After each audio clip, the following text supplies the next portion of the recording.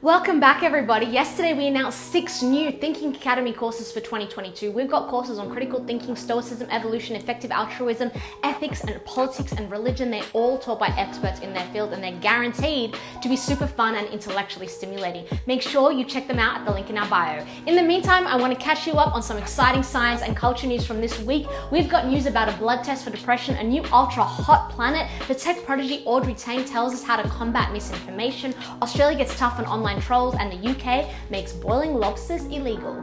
First up, one of the most challenging things about mental health conditions is getting a diagnosis. Without the right diagnosis, people can spend years doing trial and error with different medications and treatments. But we may now have a solution in the form of a blood test for mood disorders. A university in Indiana has worked out that testing for certain RNA markers in blood can distinguish between depression and bipolar disorder.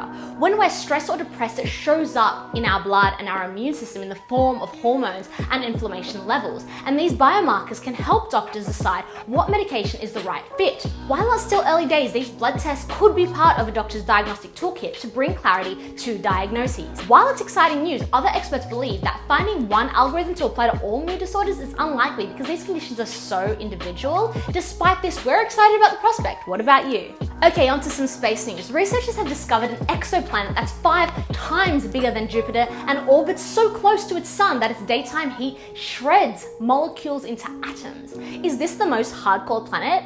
Okay, apart from planets that actually have a hard core, scientists in the Astronomical Journal labeled it as an ultra-hot Jupiter, but its technical name is TOI 2109b. During the daytime, its surface can reach over 3000 degrees Celsius, making it so hot that its molecules rip apart, only to come back together when night falls. It's also got one of the shortest orbits. It takes just 16 hours to orbit its star. Researchers hope that the upcoming James Webb Space Telescope will allow them to study the planet as it gets even closer to the sun. It says that it will offer them an incredible opportunity to study the nature of planets at their most extreme. Okay, next up, have you heard of Audrey Tang? She's a pretty big deal. She's the digital minister of Taiwan and one of the most influential figures in the Asian tech scene. She's regularly referred to by Taiwanese press as having been a child prodigy with a reputed IQ of 180. And she started learning to program at just 8 years old. She recently gave a fascinating interview with Al Jazeera about Taiwan's unique and successful response to COVID. Tang says that while the virus of the body has been challenging, tackling the virus of the mind has been even worse. She says that fighting misinformation as digital minister was integral to stop it progressing into hatred, vengefulness, and discrimination. She says that Taiwan used to see the public discourse on social media as something like a town hall discussion, but they noticed that these town halls were more like local nightclubs, filled with smoke, loud music, addictive drinks, and private bouncers, and therefore no place to hold healthy discussion. So they invented their own social media, the Taiwanese PTT Bulletin Board, which has a similar structure to Reddit where they can control misinformation. Speaking of the crazy world that is social media, the Australian government has also announced it's taking a stand,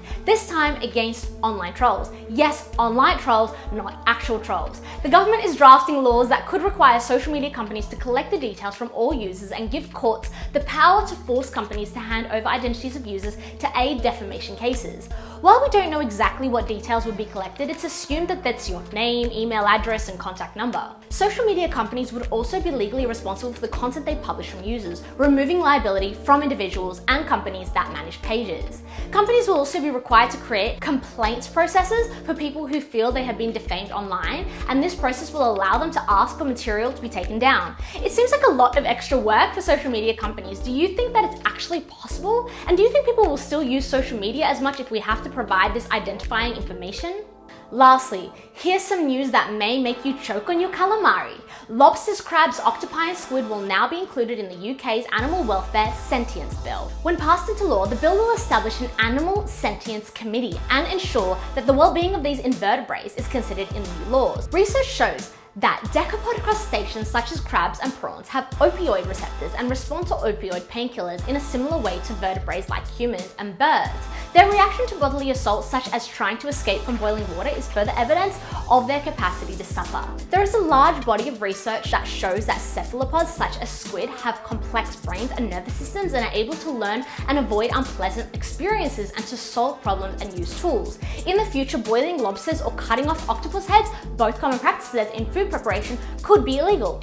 Obviously, this is a massive step for the animal welfare movement, and if you want to see the philosopher who put animal welfare on the map, Peter Singer, live in conversation, follow the link in our bio. Alright guys, that's all for this week. Don't forget that we're running some rad courses in 2022, and we're running tours with both Professor Peter Singer and Professor Brian Greene. Don't miss out on your tickets. Grab yours in the link in our bio. Until then, see you next time.